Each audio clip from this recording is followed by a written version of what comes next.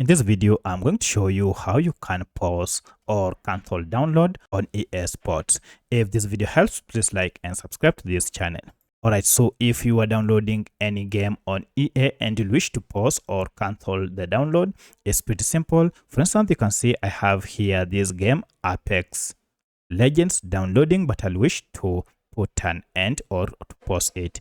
To pause this, go ahead and just click on this installing icon here, and this will open all the active downloads that are available on EA program.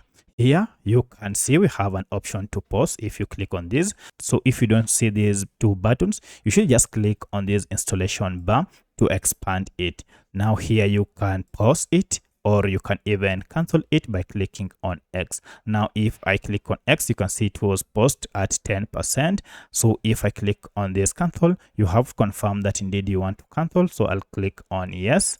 And therefore this will go ahead and cancel the downloads. So that's how you can cancel or pause downloads on EA Sports. Now here you have to wait for some few seconds for this to uninstall or to remove the files that were already being installed on your computer. If you have any other question, kindly let me know in the comment section. Otherwise, thanks for watching and let's meet in the next video.